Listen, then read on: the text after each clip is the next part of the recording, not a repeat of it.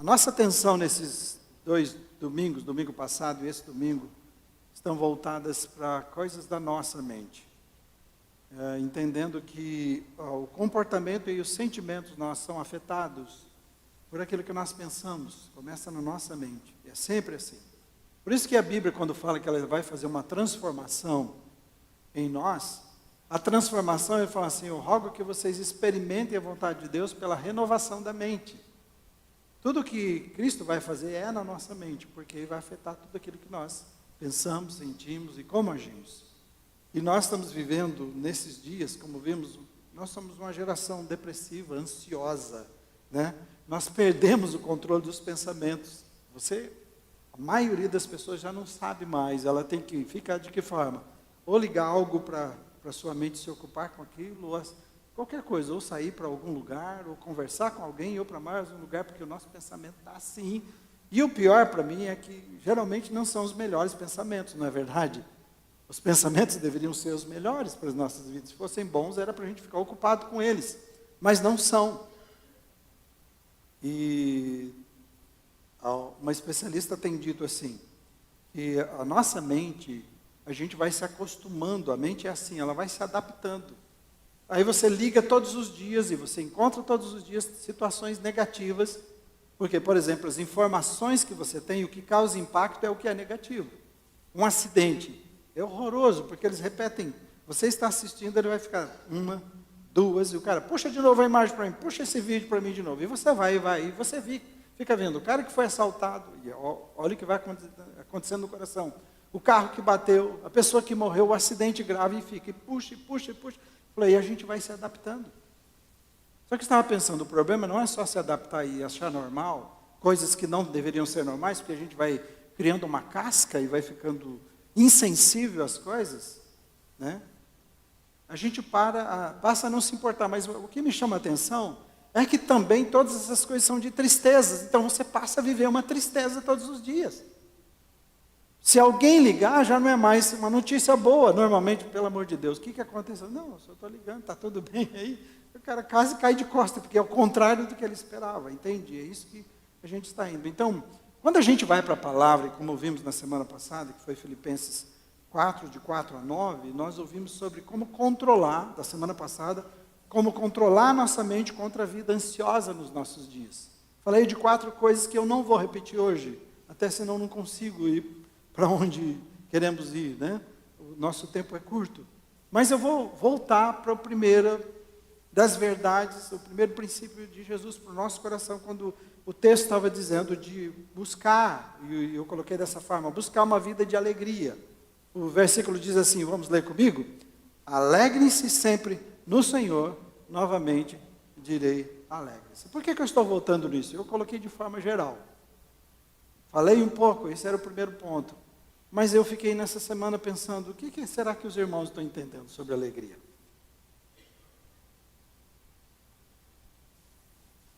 O que será que vocês entenderam? Você teve momentos de alegria essa semana? Imagino que sim. Mas também você teve, talvez, até mais momentos de tristeza, coisas que tiraram a sua paz. E aí, como é que você ficou com esse versículo aqui, que é para a gente se alegrar sempre no Senhor? Né? Interessante que isso aqui, quando a gente olha para Jesus, e vamos entender melhor, isso está sendo falado porque Jesus conquistou uma vida na cruz, e Ele diz, vida, eu quero que vocês tenham vida, é vida nova, é vida e vida com abundância. E Ele não está falando só de vida, porque nós estávamos mortos nos nossos pecados. Vivíamos distante de Deus, a nossa angústia então era pior, era grande, e Ele diz que nos salvou disso, nos livrou, mas nos chamou para essa vida abundante.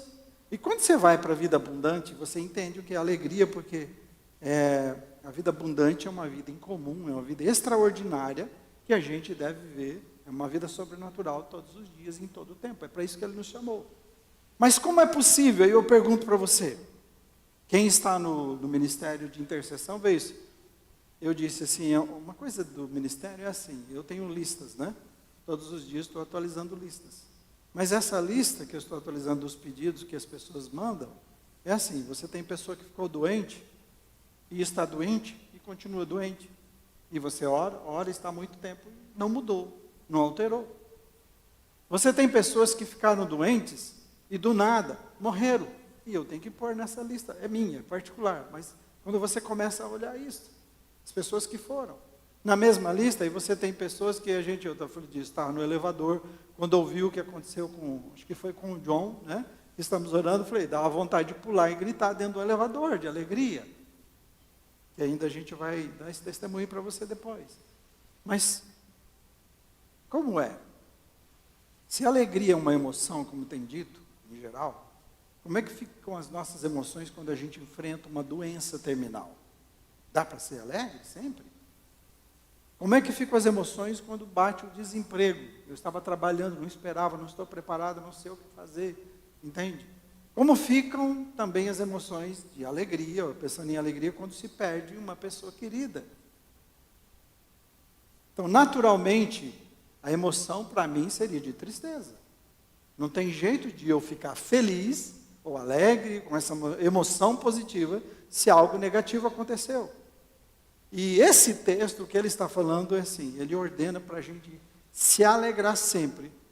E aí a pergunta é, então um discípulo de Jesus não pode ficar triste, certo? A hora que vierem as coisas difíceis para você, você vai ter que... E parece que esse é o problema sobre essa interpretação aqui. Está mal, e aí tem muita gente, não, mas não posso reclamar não, porque eu sou crente e tal, mas dentro a pessoa está arrebentada, está sofrendo. O que eu digo para as pessoas quando eles perdem alguém, ao contrário disso, falei, chora meu querido, chora mesmo. É momento de tristeza, é momento de dor, não segura não. Não faz de conta que não está bem para mostrar uma espiritualidade que não é verdade, que Deus não pede. Porque se você olha para Jesus e para responder isso, o próprio Jesus se entristeceu, ele chorou quando ele perdeu alguém. Eu sei que a gente pode chorar de alegria, mas você sabe que esse choro não era. Que convulsionou dentro dele quando ele disse, se você estivesse aqui, isso não teria acontecido. E ele doeu demais aquilo para ele. Aquela dependência, aquilo que havia acontecido. E isso não era alegria para Jesus. Mas a gente vai entender aqui um pouquinho isso que eu quero conversar com vocês, que é uma alegria que ela é natural, é humana, é do ser humano. E há uma alegria que é sobrenatural, que é divina, e é onde nós precisamos entender. E a alegria natural, ela depende de coisas, ela depende de situações, ela depende de pessoas, ela depende de circunstâncias. Então, se tudo estiver bem ao meu redor em relação a essas coisas externas, eu fico bem. Mas se forem mal, eu fico mal.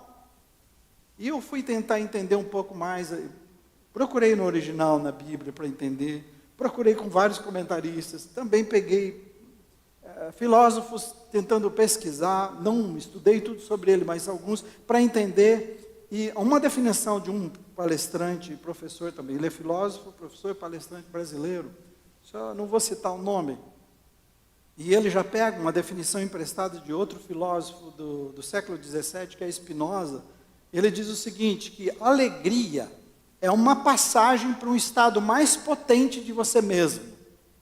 Então, se eu estou alegre, eu estou potencializado, eu estou mais forte, e a alegria nos impulsiona. Por exemplo, se você está alegre com o seu trabalho, você vai fazê-lo melhor. Mas se é o inverso disso? Então, ele diz assim, a tristeza é o contrário disso. Se você está frustrado, por exemplo, com o seu trabalho, ele diz, é um apequenamento de si mesmo diante disto. É a passagem para um estado menos potente, menos perfeito de si mesmo, ele estava falando. Então, a alegria dá força, empodera, enquanto a tristeza, se a gente olha dessa forma, ela rouba a força e nos enfraquece. Olhando da forma natural, é verdade. Quando eu estou alegre, eu estou de um jeito melhor. Eu posso enfrentar mais as coisas. Quando eu estou triste, eu me sinto menor, enfraquecido. Humanamente falando, é isso. Mas se for somente isso, então significa que eu e você estamos à mercê de tudo que acontece ao nosso redor. Então, se as coisas estiverem boas, como eu disse, eu estou motivado, eu vou bem. E aí é isso onde os cristãos entram. Se as coisas estiverem ruins, eu vou ficar triste, eu estarei triste e frustrado. Uma psicóloga vai ainda mais a fundo falando sobre isso, sobre essa alegria natural, dizendo o seguinte, abre aspas, as pessoas por causa da sua formação, por causa da sua história, por causa das suas aspirações pessoais, ela busca uma alegria e ela estabelece algumas coisas, buscas pessoais. O que poderia me dar alegria? O que me faria feliz, realizado? Então, buscam trabalhar, estudar, viver, alguma coisa assim. Então, a maior parte, ele diz, acredita que não estão alegres porque faltam a elas determinada coisa. Isso que me faria bem. Eu não tenho, então eu não estou alegre, não estou feliz. E que no momento que elas alcançarem aquilo, aí sim elas vão ser completas, serão alegres. Ele diz, para o aluno, é quando ele se formar. Ele vai se formar, encontrar um emprego, depois de encontrar um emprego, um relacionamento dos sonhos, ou apartamento, ou carro, seja o que for que ele estabeleceu como alvo. Então, ele diz, há um leque de possibilidades para a pessoa sentir-se alegre, ou realizado. O problema, ele diz, é quando a gente vincula a nossa alegria a alcançar algum objetivo, e o grande ponto é que depois de encontrar, vai perceber que continua sem alegria. Lembra que eu tenho dito para vocês que as pessoas dizem, olha, o dia que eu chegar lá, nossa, minha vida eu estou trabalhando, o dia que eu alcançar aquilo vai ser ótimo. E o problema é que não existe esse lá, é o que está dizendo mais uma vez. Porque você vai o quê?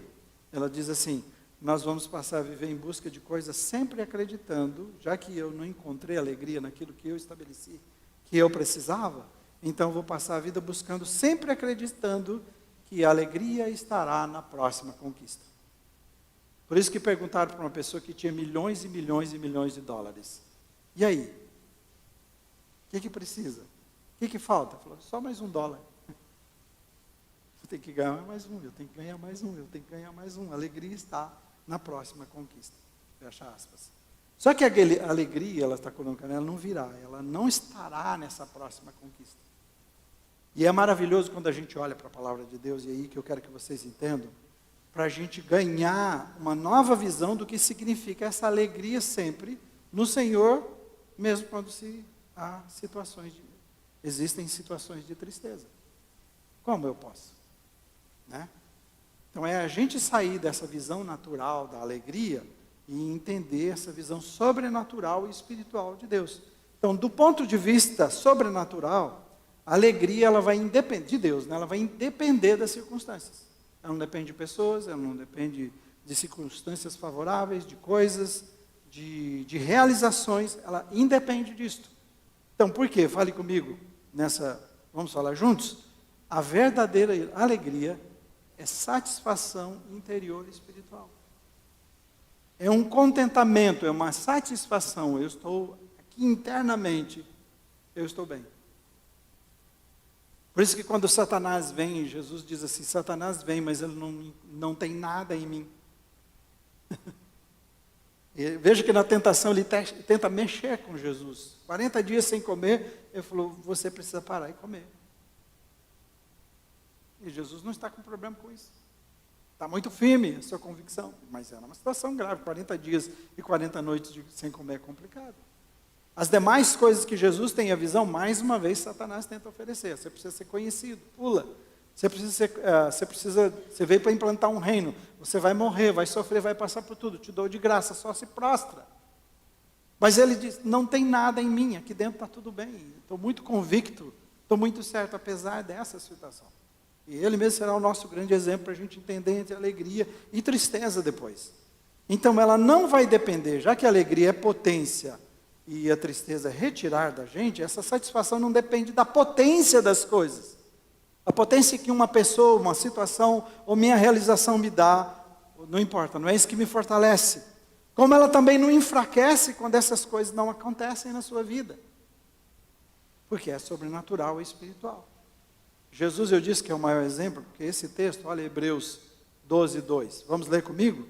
Diz assim, conservemos os nossos olhos fixos em Jesus, pois é por meio dele que a nossa fé começa e é em ele que ela é aperfeiçoada. Ele não deixou que a cruz fizesse com que ele desistisse, pelo contrário, por causa da alegria que lhe foi prometida, ele não importou com a humilhação de morrer na cruz e agora está sentado do lado direito do trono de Deus. Então havia a angústia, a tristeza, todo o sofrimento e a dor da cruz. E ele não desistiu dessa sua missão, do chamado de Deus para a sua vida, do seu compromisso com ele. O seu coração, diz, estava possuído de alegria. Da alegria que estava prometida, mas ele já vivia, ele antecipou essa alegria, essa convicção, essa promessa, era certeza agora no seu coração que o ajudava a enfrentar. E deixa eu dizer uma coisa para você, não estou falando isso de graça. Eu não estou apontando para você, porque eu estou vivendo isso nesse momento e é duro. Não dá, nas minhas forças, nas suas habilidades, nas nossas habilidades, nós não podemos permanecer firmes se a gente depender do que está no nosso entorno. Por isso precisa uma mudança na nossa mente completa, na forma de pensar, para que os nossos sentimentos e as nossas ações e nosso comportamento sejam diferentes. Então Jesus vive toda essa situação difícil, de tristeza, complicado, que é o que ele tem que viver, com base nessa alegria em mente e coração que ele tinha. Então, é uma pergunta que vem para o meu coração e o seu, por isso eu disse, como é que é viver essa alegria? Eu espero que você tenha pensado na mensagem. Desejo muito que ela não seja uma coisa que está batendo no seu coração, e você se esquece e depois passa, porque eu disse, nós temos que parar para pensar, para refletir no que Deus está falando conosco. Deus está falando com você. Eu estava conversando com alguém ontem, falou, olha, graças a Deus que Ele me preparou e me ajudou a ficar forte antes de entrar a pandemia, porque quando entrou eu fui mais para a presença dEle, eu busquei mais, e pude enfrentar situações que eu tive que foram complicadas, e essa é a ideia. Então nós precisamos estar prontos para poder enfrentar esse mundo, e mais do que nunca, eu e você, porque, você veja, falando em alegria, se você perceber a primeira música que foi antes de começar o culto, estava falando de alegria. É alegria. Você canta as nossas músicas, nossa música não é de um cara decepcionado que está aí, que a gente vê no dia a dia. Como é que é a música do cara? As músicas que mais fazem sucesso é do cara que perdeu alguém, que encontrou ela beijando não sei quem, e agora eu estou desesperado, eu estou perdido. E depois agora vem as mulheres fazendo muito sucesso, estão falando da mulher empoderada, que está dando um troco nesses caras, mas está todo mundo desse jeito, essa é a música. Qual que era a música de alegria do seu coração, do meu coração? É renovação, é esperança, é fé num Deus que muda todas as coisas, é vida. Por isso que quando você está cantando, eu não sei como é para você, mas nós somos levados para a presença de Deus através do louvor. A gente não ficou cantando tristeza, nem fazendo propaganda de coisas que iam magoar, entristecer você, diminuir você. Nós começamos com louvor, entre nos meus átrios com hinos e louvores. Esse é o nosso Deus. Nós adoramos Ele. Essa é a forma. A palavra dele é uma palavra de vida. Ele diz, alimente-se de mim, eu sou a vida. Vocês têm em mim a vida, alimente-se de mim. Então é isso que é Deus, e é assim que é. Então como é que eu posso viver dessa forma como Jesus? Porque Ele viveu para te ensinar e me ensinar. Primeiro, a vida de alegria não é um mero encorajamento. Ele não está fazendo isso aqui nesse texto. Paulo não está fazendo isso, diz, não, irmãos, eu quero que vocês comecem a pensar positivamente agora que a vida de vocês vai mudar. É claro que pensando positivamente é muito bom, mas não é isso que ele está dizendo. É mais do que um encorajamento. As minhas pregações, tanto domingo passado como de hoje, não é para ajudar você a fazer algumas coisas, pensar positivo, para você se esforçar e ficar bem. Opa, então o pastor disse que eu tenho que me alegrar, tem uma situação grave aqui, deixa eu me alegrar. E como é que eu consigo me alegrar? Essa situação é complicada demais. Não dá? Na minha força não. Você não vai conseguir. Isso aqui na verdade é um apelo para a fé. É um apelo para a volta para Deus. É um apelo para confiança em Deus, para a busca de Deus. Segundo, a vida de alegria é capacidade espiritual. Não é natural. É uma alegria que vem de fora de nós, é celestial, ela é eterna, ela vem de Deus. Ele diz, o texto está dizendo, alegrai-vos sempre no Senhor. É em Deus, é nele que encontramos. Alegrar sempre, só é possível quando é no Senhor. Porque Ele não tem nenhuma variação, Ele não muda, Ele continua sendo o mesmo, Ele é Deus fiel, um Deus que prometeu, um Deus que ama, e demonstrou esse amor por você e por mim, que cuida, que anda. O próprio Jesus diz, olha, eu estou indo, façam a missão que eu dei a vocês, os discípulos. Ele diz, e eis que eu estarei convosco todos os dias. Essa é a promessa dele. Eu estarei convosco todos os dias, até a consumação, até que chegar aquele dia que as coisas vão mudar, vocês estarão comigo, aí é vocês que estarão comigo eternamente. Presença real, esse é o nosso Deus. É assim que funciona. E a gente não vai encontrar essa força nos nossos sonhos, nos nossos planos, apesar de que eles nos fazem bem. Claro, se você tem um sonho e vai atrás dele, faz bem. É legal. E a gente vive de sonhos, de aspirações, aquisições, coisas, pessoas. Eu quero casar, por exemplo, alguém que quer casar. Que sonho. Amém? Isso é ótimo. Mas ele diz assim, e aí eu tenho dito, nenhuma pessoa pode preencher você. Quem pensa em namorar, quem pensa em casar, nenhuma pessoa pode fazer isso, suprir isso que você está buscando, se você não tiver primeiro preenchido em Deus. É uma capacidade dele. Por isso que casamentos e famílias terminam, e negócios e relações terminam, porque nós nos decepcionamos com a expectativa que nós tínhamos nas pessoas, e sempre elas vão nos frustrar. Porque esse é o erro também. Porque quando a gente vive em Deus, a gente vai descobrir que o nosso papel não é esperar, o nosso papel é doar como Ele se doou. E aí quando você entra numa relação que você se doa, para sempre querer que o outro seja maior, e não importa no quê, naquilo que você está envolvido, desde sejam coisas boas, então muda tudo.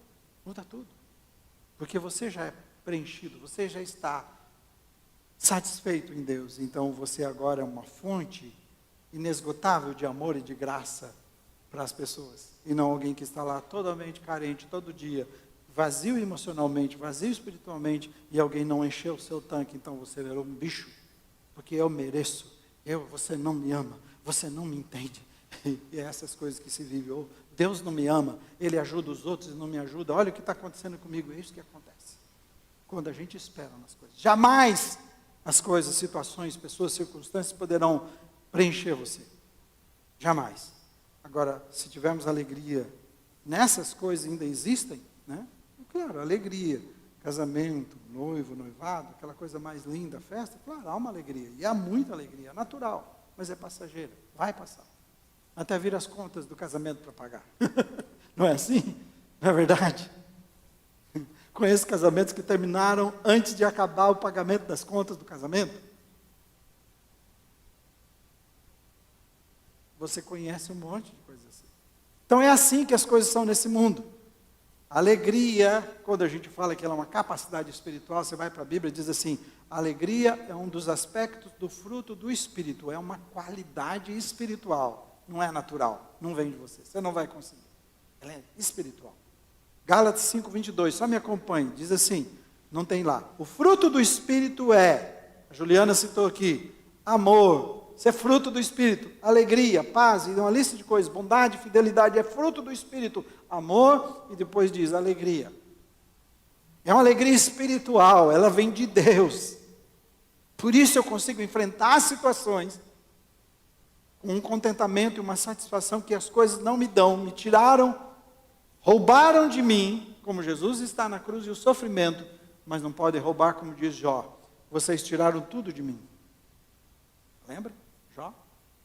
Filhos, todo gado, todos os animais, toda a riqueza, casa, tudo, amigos, tiraram, foram perdendo tudo. A esposa diz, cara, amaldiçoa seu Deus e morre. Entende? Ele foi perdendo tudo, os conselheiros que foram lá, viraram acusadores, tudo. Mas ele falou assim, vocês não podem tirar uma coisa de mim. A vida não pode. E ele estava sendo acusado que falhou contra Deus. Por isso que ele estava assim. Ele diz assim, eu sei que o meu Redentor vive. Se me tirarem tudo, a única coisa que me resta agora, que é a vida, que Deus disse, não tire. Ele falou assim, eu vou tombar, vou levantar, e eu vou vê-lo face a face. O Espírito Santo é essa certeza. Confiança na promessa de Deus. Romanos 14:17 diz assim, porque o reino de Deus não é comida, nem bebida, mas justiça e paz e alegria no Espírito Santo. Isso é o reino de Deus. Por isso que a gente reúne aqui, irmãos. Ou você que não pode, que está na sua casa assistindo. Entende? Por isso nos reunimos. Para quê? Para nos alegrarmos na presença de Deus. O Espírito é a alegria. A sua vida tem que ser assim, a minha vida é assim. E quando diz que é fruto do Espírito, está dizendo assim, você não vai produzir isso na sua vida, você não vai conseguir, não há esforço. Não há o que você possa fazer para conseguir, você não vai. É uma ação sobrenatural, é uma ação divina, é celestial para o seu coração. E mais, então é a nossa permanência num relacionamento diário com Cristo. Você tanto tem ouvido isso. É esse relacionamento de permanência com Cristo. Nossa dependência dEle. Que vão produzir o que a gente está ouvindo aqui, amor, alegria, paz no coração, e aí vai fazer toda a diferença na sua vida e na vida das pessoas que te cercam. A Bíblia diz, e eu quero te lembrar isso, você fala, pastor, mas eu sei disso. Não, nós precisamos ser lembrados, por isso que a gente faz ceia após ceia, nós sabemos, precisamos ser lembrados e renovados. Em quê? Você, o dia que recebeu Jesus, quando se batizou, se foi aqui, e em breve teremos batismos, aleluia. Estamos trabalhando com um grupo aí de pessoas que vai ser uma bênção, mais festas para Jesus. Aquele dia você disse assim, agora eu sou de Jesus. E diz que aqueles que receberam Jesus, receberam o seu Espírito, é o Espírito Santo que entra, é o Deus, Espírito Santo que entra na nossa vida e faz a transformação. Entende? Então você recebeu o Espírito que diz que está conosco e em nós, Ele habita em nós. Mas ele precisa você precisa se encher desse Espírito. Todo dia nós somos esvaziados, exatamente como diz aqui a tristeza, situações, pessoas arrancam as nossas forças, diminuem as nossas forças. O nosso exterior faz isso.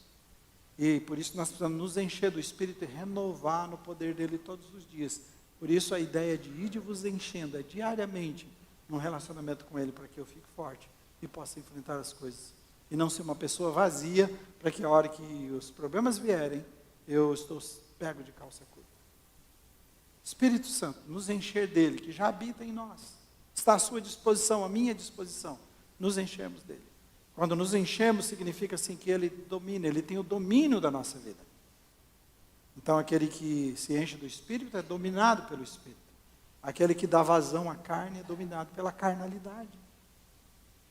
E essas coisas que a gente ouve de ira, contenda, ciúmes, essas coisas tudo negativas, ansiedade, medo, né? Insegurança, tudo isso vem da carnalidade. Por isso, quando eu me encho do Espírito, então, ele me renova. Alegria no Espírito Santo. Então, uma capacidade espiritual. E é sobrenatural, você não pode. Por isso que eu perguntei como foi a semana. Se você tentou ficar alegre, você não consegue. Eu só posso se eu estiver nessa intimidade, nessa busca, nessa dependência, e acreditar nesse poder que há em mim, que habita em mim, que é o Espírito Santo, que é fruto dele, e esperar. Se você é uma pessoa que vive desesperada, então, entristecido, se você já está tão encharcado das coisas, do mundo, e o tempo todo que você consegue olhar é negativamente, essa palavra está dizendo assim, o poder do Espírito na sua vida é para que você possa ver a vida de outra forma. Por último, a vida de alegria é uma satisfação interior a ser aprendida. Não é automático, não tem jeito. Não tem uma resposta mágica. É algo para a gente aprender a ter essa satisfação interior que vem de Deus. Nesse versículo, o que Paulo está fazendo é chamando a essas pessoas para crescerem na fé. Ele está chamando esses irmãos de Filipe. Cresçam na fé de vocês. Cresçam espiritualmente. E ele está falando isso para desenvolverem por causa do que já estava acontecendo com a igreja na época. Paulo, o que estava passando. Se você olha sobre a vida dele, tudo que ele enfrentou. Então, perseguição da igreja, então ele estava preparando para aqueles que eles viria, pelo que viria pela frente. Então, um chamado de Deus para eles, olha, cresçam, desenvolvam para vocês estarem prontos. E se você olha os próximos versículos, nós lemos de 4 a 9. 4 a 9 de Filipenses. Os próximos, de 12 a 13, veja o que Paulo desenvolve. No mesmo assunto, mesmo capítulo, leia comigo. Sei, vamos juntos, sei o que é passar necessidade, e sei o que é ter fartura. Aprendi o segredo de viver contente em toda e qualquer situação, seja alimentado, seja com fome, tendo muito, ou passando necessidade, e diz tudo posso naquele que me fortalece. Se a gente olhar as sensações, emoções ou sentimentos de alegria e tristeza, Então você pode ver, alegria em quê? Alegria quando eu tinha fartura. Tristeza quando eu tinha necessidade. Alegria quando eu estava bem alimentado. Triste quando eu passei fome. Alegria quando eu tinha muito. Tristeza quando eu passei necessidade. Como é que ele resolveu isso? Ele diz, eu aprendi. E como ele termina? Eu posso tudo naquele que me fortalece. Capacidade espiritual, não é pessoal, mas o meu foco aqui é aprender. Ele diz, eu aprendi. Como é que a gente aprende? A gente aprende vivendo situações, irmãos. A gente aprende vivendo situações contrárias àquilo que a gente espera. Queria dizer diferente para você, mas não tem jeito. Estava falando para a Rosane hoje. Hoje eu sou um filho um pouco mais humilde. Eu, filho, mais humilde com meu pai. Por quê? Maturidade. Na minha vida eu achava que eu era o cara, que eu entendia. E que meu pai não acertava em algumas coisas que eu queria. Hoje, quando eu sou pai, sou avô, olhando para a vida, eu falei assim, entendi. Cada um fez, normalmente, isso. Eu sei que tem pessoas perdidas, não era o caso dele. Cada um fez o máximo que podia, do que sabia fazer, da melhor maneira que podia fazer, com aquilo que tinha nas mãos. Maturidade faz isso. Uma criança, quando ela está na sua fase possessiva, se você disser para ela, compartilha, ela não vai compartilhar. E não tem como você explicar para ela. Você vai ter que ter paciência, vai ter que repetir, vai ter que ajudá-la. Mas ela está nessa fase, você tem que ter paciência e ajudar até ela entender isso. Mas aí ela se torna um adulto. Um dia. Se torna um pai, uma mãe. Qual é a coisa que ele mais vai fazer? Compartilhar. A maturidade faz isso. Entende? A diferença do infantil e maduro. Por isso está falando de crescer. Porque agora, como pai, eu tenho que abrir mão. Talvez eu tenha que escolher entre uma coisa para mim e uma coisa para o meu filho. Não é assim que a gente faz? A gente passamos a nos doar o tempo todo, isso. E aqui a gente estava no início, era tudo é meu, tudo é meu. Isso é a criança. Quando ele está chamando para essa vida de espiritualidade, esse crescimento, ele está fazendo uma maturidade que Deus quer que você e eu vivamos. E a gente vai viver essa maturidade passando por experiências e vencendo essas situações. Por isso Paulo diz, ele não diz assim, eu tenho um poder de Deus, não, eu aprendi. Com tudo isso. E quem me fortalece realmente é o Senhor, e não as situações. Então eu quero concluir da seguinte forma, e também aplicar.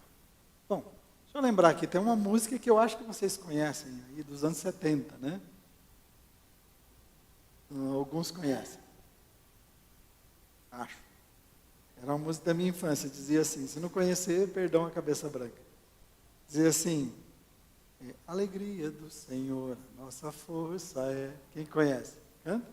Conhece? Só esse pedacinho. Vamos lá? Alegria do Senhor, nossa força é. Alegria do Senhor, nossa força é. Alegria do Senhor, a nossa força é. Alegria sem medida Ele dá. E tinha, vai mais um pouco à frente. Mas isso é uma coisa que a gente cantava na infância. E é isso que ele está dizendo mesmo. Esse é o texto. Ele diz, aprendi a estar contente porque a alegria do Senhor é que me dá força. Que alegria do Senhor?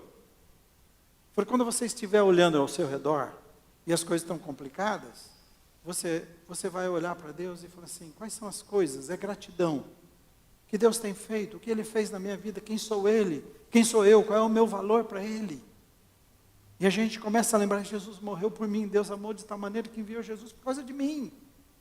Foi para mudar a minha história. E o que Ele tem para mim é vida abundante, a vida nova, não é isso aqui. Por isso que eu estou dizendo para vocês, o tempo todo eu estou olhando, Senhor, é a segunda vez aqui nessa igreja que o Senhor me livra da morte. Então, por favor, me ajude a entender ainda mais, se há coisas que eu não entendi. Me ajude a entender o que o Senhor quer. Porque eu sei que é maravilhoso, o Senhor me deu vida. Eu só posso o tempo todo dizer, obrigado, obrigado, obrigado, obrigado, eu não mereço. É assim que a gente vive. Por isso a alegria do Senhor. Jesus está dizendo, em troca da alegria que estava proposta. Perto está o Senhor, está dizendo assim, há um limite. Nesse mesmo texto que nós lemos. Há um limite para o sofrimento. Jesus já está voltando, ele diz, isso vai terminar, é passageiro. Para a gente confiar e ficar nas promessas dele, que já já vamos nos encontrar. Então, a alegria sem medida, ele dá. Essa é a nossa força do Espírito, que vai capacitar você a enfrentar qualquer situação. Não é você dizer que não há tristeza, que você não vai chorar, que não vai doer, mas você não vai depender daquilo. Aquilo é um momento, é passageiro, doeu, eu sofri, mas é uma alegria, é uma esperança, algo maior dentro de mim. Por isso eu posso suportar essa situação e vencer. Eu e você não vamos poder nas nossas forças, você não pode. Mas só podemos se a gente também tiver um compromisso de crescimento na nossa vida. Não é mágico. Vai depender do seu esforço, depender da sua busca. Leia esse texto comigo e eu encerro com ele. Vamos juntos? Até que todos cheguemos... Vamos ficar em pé, para lá, vamos ficar em pé e a gente já termina. Vamos ler mais forte, como guerreiros, né? E a gente já vai terminar aqui. O pessoal do louvor pode vir, a gente canta, encerra. Vamos juntos? Até que todos cheguemos à unidade da fé, do pleno conhecimento do Filho de Deus, à perfeita varonilidade, à medida da estatura da plenitude de Cristo. O plano de Deus com a sua igreja, quando ele diz que deu pastores, profetas, mestres, foi exatamente isso aqui, que a gente seja unido em torno de uma só fé, é isso que ele quer. Um só Senhor, um só Salvador, é isso que ele diz. Ah, mas essa igreja, aquela igreja, não, nossa coisa é Jesus, nosso compromisso é com ele. E diz assim, pleno conhecimento, o objetivo é que você conheça Jesus completamente. Isso é desenvolvimento, ali está levando, é um processo aqui de crescimento na vida. Aí diz assim, você vai crescendo, porque o próximo versículo diz, para não sermos como crianças, levados de um lado para o outro, está falando aqui de maturidade que ele espera. Você conhece Jesus, você chega a uma unidade de fé, uma só fé, depois você vai conhecendo Jesus, você conhecendo Jesus, você vai se tornando maduro, que é perfeita a varonilidade, e ele diz que você chega à estatura de Cristo, até ser tudo quanto Jesus Cristo é. Projeto para a sua vida é esse. É sempre medir. Quanto mais eu sou parecido com Jesus hoje do que eu era ontem. Quanto eu sou mais parecido com Jesus do que eu era no mês passado, hoje. Quanto eu sou mais parecido com Jesus do que eu era no ano passado. Essa é a pergunta. Faça um compromisso de crescer em Jesus. Aí você vai ser realmente verdadeiro sol, verdadeira luz. E as pessoas vão olhar e perceber a vida de Cristo em você por causa da vida de vitória. De apesar de você ter tudo ao seu entorno para demonstrar tristeza, enfraquecimento, para você desistir, e vão ver em você uma força que ninguém pode entender, porque é a presença de Jesus em você. Amém? Você está sofrendo com coisas assim? Sua alma está angustiada? Seu pensamento é como esse do SPA, acelerado, que você não controla? Jesus te chama para uma vida de alegria sempre, nele, no poder dele. Amém? Por isso você não deve perder um culto. Você não deve perder um momento de estar conversando com Jesus, de ler, orar, meditar na palavra. Não pode perder um minuto.